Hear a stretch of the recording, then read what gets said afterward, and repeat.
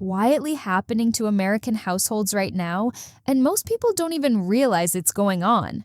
The average family is working harder than ever, putting in the hours, collecting the paychecks, and still ending the month wondering where it all went. Wages have gone up, sure, but the cost of actually living has climbed faster. And the frustrating part isn't just inflation. Inflation is the easy excuse. But the real problem is that a whole category of purchases that used to make complete sense have slowly, quietly turned into some of the worst financial decisions you can make in 2026. These aren't exotic investments or risky bets. These are everyday, normal-looking expenses. The kind you don't even think twice about. The kind that just happen on autopilot while your bank account drains in the background. Some of these you probably already suspect. Others are going to catch you off guard. But all 12 of them share the same pattern. They used to deliver real value for what they cost. They don't anymore. And the companies behind them are counting on you not running the numbers. So let's run the numbers. Grocery delivery apps seemed like one of the greatest inventions of the last decade. You open an app, tap a few items, and someone brings your groceries to the door within an hour. Convenient? Absolutely. Worth what they actually charge? Not even close. Here's what most people don't realize. When you order through Instacart, Shipt, or similar platforms, the store prices you see on the app are not the same prices you'd pay walking into the store yourself. Retailers and platforms mark up individual item prices anywhere from 15 to 20% before you even get to fees. Then the fees begin. There's a delivery fee.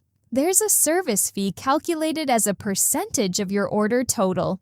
If your cart doesn't hit a certain dollar amount, there's a small order fee on top of that. Then there's the tip, and skipping the tip means your shopper, who is doing real physical work, gets shortchanged. A grocery run that would cost you $90 in person routinely lands at $120 to $130 through a delivery app. That's not a small difference. That's a 35 to 45% premium to avoid a 20-minute trip to the store. Do that once a week, and you're spending an extra $1,500 to $2,000 every single year on groceries without buying a single extra item. And the subscription services these platforms sell, the ones that waive delivery fees, feel like a solution. They're not. They're a psychological trick designed to make you order more often because you've already paid for the membership. You end up spending more in total, not less, because the friction of ordering is gone. Grocery delivery makes sense when you're sick, when you're physically unable to shop, when there's a genuine emergency. As a weekly habit, it's one of the cleanest wealth transfers happening in American households right now. New cars have always involved some depreciation, but the math in 2026 has reached a point where buying brand new is almost impossible to justify for most people. The average new vehicle price is hovering around $48,000. The moment you drive it off the lot, roughly 20% of that value disappears. That's close to $10,000 gone before you filled the tank for the first time. Within the first 12 months, total depreciation typically reaches 25 to 30%. You've lost more than $12,000 in value on a purchase you're probably still paying a loan on. And if you financed most of that vehicle, which most buyers do, you're now in negative equity territory. You owe more than the car is worth. You can't sell it without writing a check to cover the difference. You're locked in. The average monthly payment on a new car loan crossed $730 in late 2025. That's nearly $9,000 a year before you put a single drop of gas in it, before you pay insurance, before the first oil change. Meanwhile, a 4 or 5-year-old version of that same vehicle, same make, same model, same reliability, has already absorbed the worst of the depreciation curve. Someone else took that $10,000 hit. You buy in at the point where the value has stabilized. You drive it for a few years. You sell it for close to what you paid. The money you didn't waste on depreciation stays in your pocket. Wealthy people understand this. Study after study on millionaires' spending habits shows the same thing. They drive modest, reliable vehicles. They pay cash or close to it. They have never confused a car with an investment. In 2026, a new car is an expensive way to feel good for about a week before the payments start arriving. Sit-down restaurants have always carried a markup. That's not new. What's new is the scale of that markup and the gap between what you pay and what you actually get. Restaurant prices have climbed more than 35% since 2019. A burger and fries at a casual chain that cost $11 5 years ago now sits at $17 to $22 in most cities. A dinner out for 2 people, nothing extravagant. A couple of entrees, drinks, an appetizer to share, tip included, you're easily at $90 to $120. That same meal, made at home with quality ingredients, costs $20 to $30. Portions have quietly shrunk. Service portions have quietly shrunk. Service quality has dropped at many establishments as staffing costs push management to cut corners. The experience hasn't improved to match the price increase. It's gotten worse at nearly double the cost. The real trap inside the restaurant bill is beverages. A cocktail costs $14 to $16. The actual ingredients in that drink cost the restaurant around $2.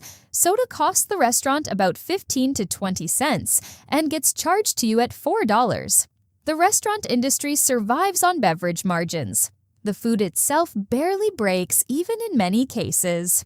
When you order a round of drinks with dinner, you're essentially subsidizing the business model. A family eating out twice a week, which is normal in many households, spends $10,000 or more annually on restaurant meals.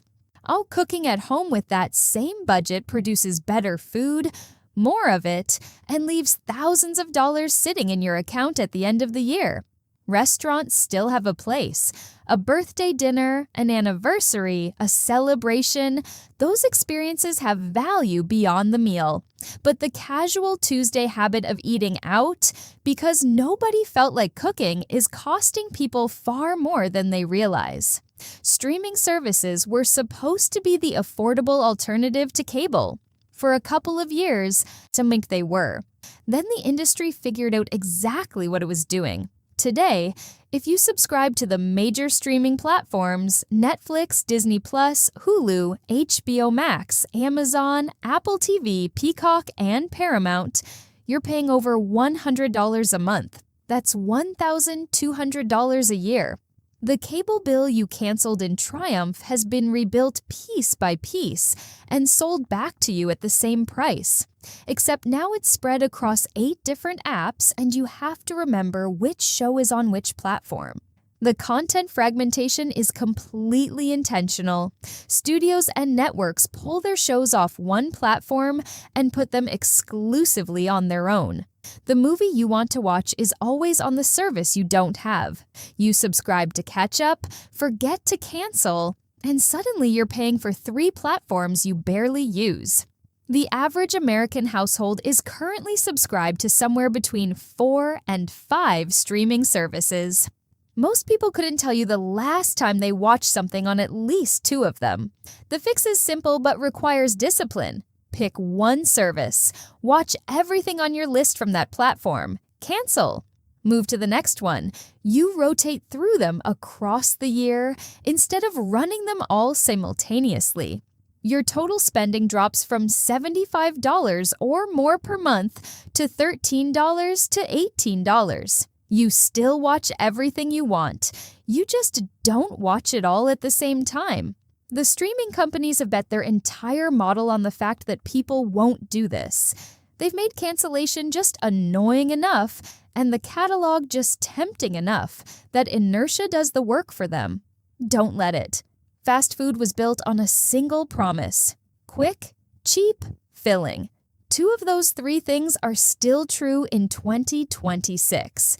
A meal at McDonald's now costs $13 to $16 in most markets. Chipotle is regularly hitting $15 to $17 for a bowl with any additions. Taco Bell, for years the last holdout of genuinely cheap fast food, is now charging $11 to $13 for a basic combo. Fast food prices have risen more than 55% since 2019. The speed is still there. The cheap is gone. And it was never healthy. Everyone always knew that.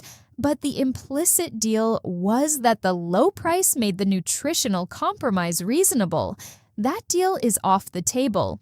You're now paying sit-down restaurant prices from 5 years ago for food that was produced in a factory, kept frozen, and reheated in under 2 minutes. For the same $14 or $15, you can buy actual ingredients: chicken breast, rice, vegetables. Food that takes 20 minutes to cook and produces multiple servings. The fast food habit, hitting a drive-thru 3 or 4 times a week, costs the average person $3,000 to $4,500 per year. That's thousands of dollars spent making your health worse and your bank account smaller at the same time. The value that made fast food a reasonable choice no longer exists. What's left is just convenience with a premium price tag attached to it. The smartphone upgrade cycle has become one of the most effective wealth extraction systems ever designed. A new flagship iPhone costs $1,199. A new Samsung Galaxy flagship costs $1,099 to $1,299. These phones take marginally better photos than the phones they replace. They have slightly faster processors.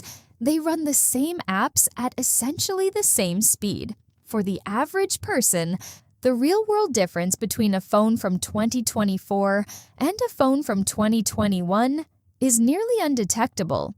You still scroll the same feeds. You still send the same texts. You still watch the same videos. The experience is not meaningfully different.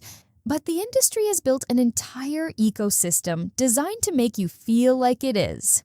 Software updates slow down older devices. Battery degradation is engineered into the product.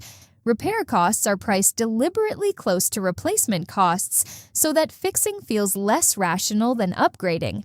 The message is constant. What you have is already outdated. A refurbished iPhone from 2 generations ago costs half the price of the current model and performs identically for everything most people actually do with a phone. Someone upgrading to the latest flagship every 2 years spends roughly $600 per year on depreciation alone, just on a phone.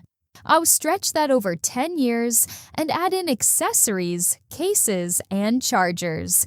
And you're looking at a significant sum spent chasing a marginal improvement that you would genuinely struggle to notice in daily life. The tech companies aren't selling you better tools. They're selling you the feeling of having the newest thing. Those are very different products at very different price points. Weddings have become one of the most emotionally manipulated purchases in American consumer culture. But the average wedding in the United States now costs around $35,000. That is $35,000 for a single day. One party. A few hours of your life. The wedding industry has perfected a specific pricing strategy.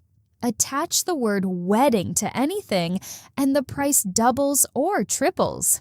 The same flowers that cost $200 for a birthday party cost $800 for a wedding centerpiece.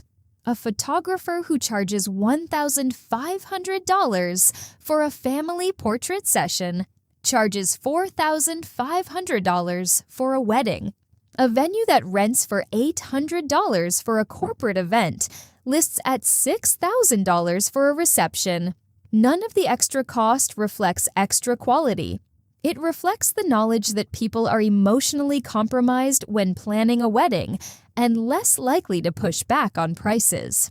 Research from Emory University found that couples who spend $20,000 or more on a wedding have significantly higher divorce rates than couples who spend under $10,000. The causation isn't perfectly clean, but the pattern is real. On starting a marriage with significant debt or significantly depleted savings creates financial stress that strains relationships from the very first months. A courthouse wedding is legal. A backyard ceremony is meaningful. The photographs from a $5,000 wedding and a $35,000 wedding look almost identical to everyone except the photographer. The marriage is what matters. The party is just a party. If you have the savings and spending $35,000 doesn't impact your financial stability. We spend whatever makes you happy. But if that number is going on credit cards or delaying a house down payment, you're trading your financial future for a single afternoon. Vacation culture in America has developed a peculiar blind spot. People who genuinely cannot cover a $1,000 emergency expense without stress are booking $6,000 resort trips and charging them to credit cards with 24% interest rates. The travel industry has gotten extremely good at selling aspiration. The Instagram photos from Cancun or Disney World create a social expectation that vacations should look a certain way and cost a certain amount. Airfare has increased 30 to 40% since 2019. A family trip to Disney World now averages $8,000 to $10,000 for a week when you factor in flights, park tickets, hotel, food, and merchandise.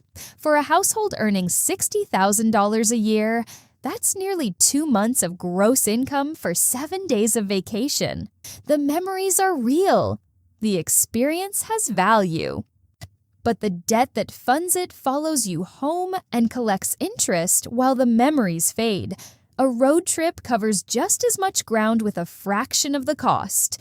Renting a house through a vacation rental platform splits the cost between families and provides a kitchen, eliminating restaurant expenses. State parks, national parks, smaller regional destinations – these places deliver genuine experiences without the resort markup. The point isn't to never travel, Andy. The point is that vacation spending beyond what your finances comfortably support doesn't buy proportionally more happiness. It buys proportionally more debt. The travel itself enriches your life. The loan payments afterward do the opposite. Buy now, pay later services have expanded from online shopping into nearly every retail environment. Clothing stores, electronics retailers, even some grocery chains. The pitch is simple and designed to sound responsible. Split your purchase into 4 easy payments. No interest if you pay on time, just a convenient way to manage your cash flow. What it actually is a system built on a well-documented psychological effect. When you break a $200 purchase into 4 payments of $50, your brain evaluates each $50 payment individually rather than the total. The purchase feels smaller than it is. Studies consistently show that people who use buy now, pay later services spend between 10 and 40% more per transaction than they would paying cash up front. You buy things you wouldn't have bought. You buy more expensive versions of things you would have bought anyway. The entire value proposition for the company depends on this effect. Nearly 40% of buy now, pay later users have missed at least one payment. Late fees accumulate. Some services charge retroactive interest on the entire original balance once you miss a payment. The free financing becomes expensive debt extremely quickly. The oldest financial rule still applies. If you can't pay cash for something, you can't afford it. That rule has exceptions for assets, homes, certain vehicles, things that hold utility over years and years. It has no exceptions for clothing, electronics, kitchen gadgets, or anything else that will lose its appeal before the payment plan ends. Store brand products represent one of the most straightforward opportunities to recover money that's being silently spent for no reason. A name brand bottle of laundry detergent costs $13 to $16. The store brand version, frequently produced in the same manufacturing facility with nearly identical ingredients, costs $7 to $9. The difference is not quality, the difference is marketing budget. Consumer testing organizations have repeatedly found that store brand products match or outperform name brand equivalents in the majority of categories tested. Cleaning products, pantry staples, over-the-counter medications, the generic ibuprofen contains the exact same active ingredient at the exact same concentration as the name brand sitting next to it on the shelf. You are paying a premium for the packaging and the commercial you watched last week. The embroidered logo costs $40. The cotton is similar. The construction is comparable.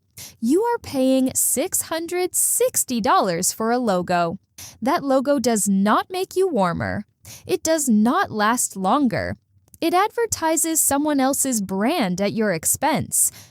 The average household switching from name brands to store brand equivalents across their regular purchases saves $1,500 to $2,500 annually without changing what they buy in any meaningful way.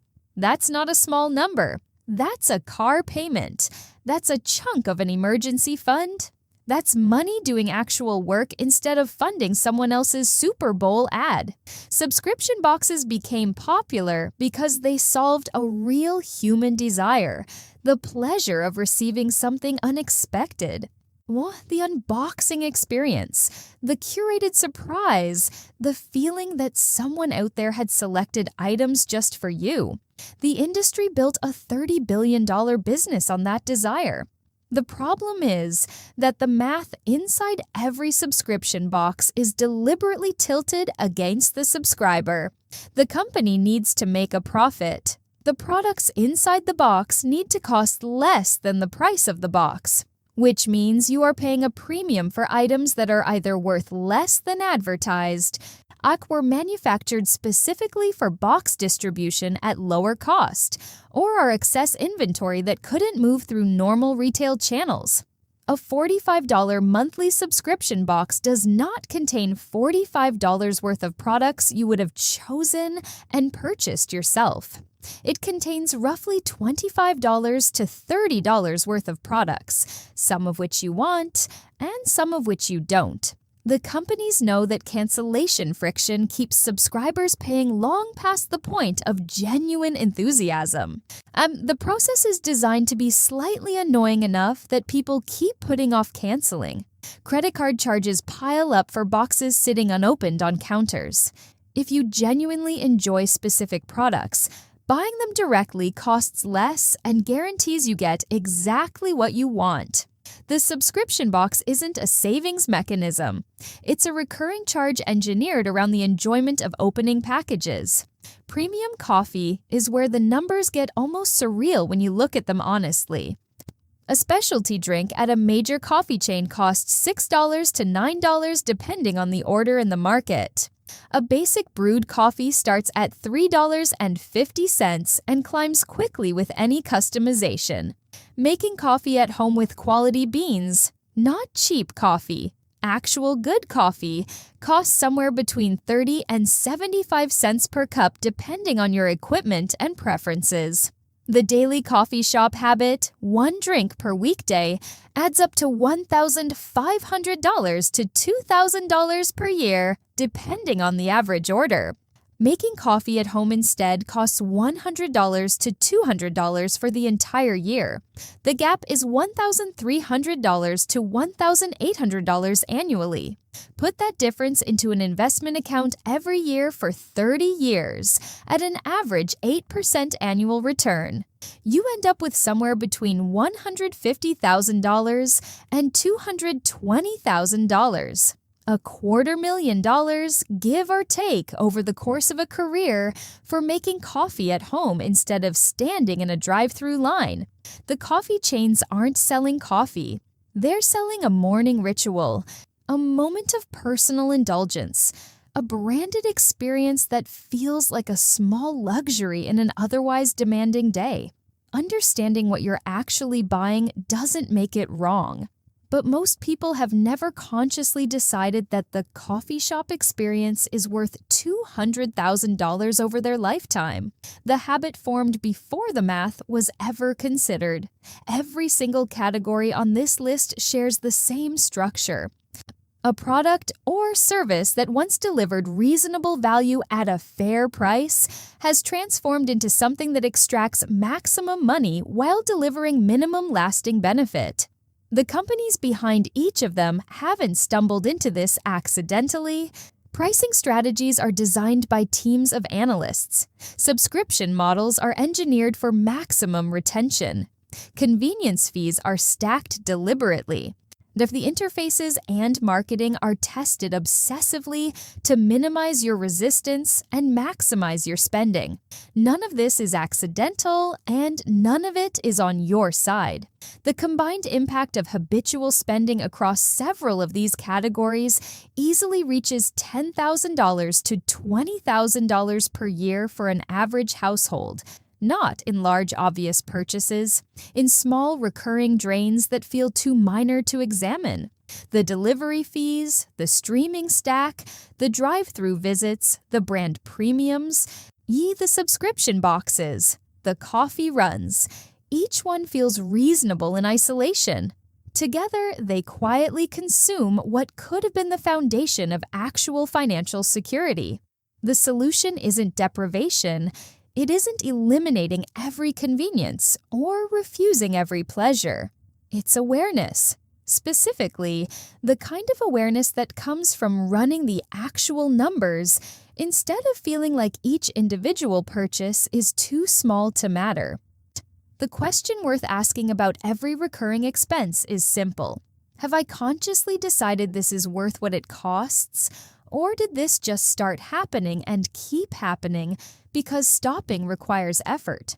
Your money goes somewhere every month. The only real choice is whether you direct it deliberately or whether it gets directed for you by companies whose entire business model depends on you not paying attention. In 2026, that choice is worth more than most people realize.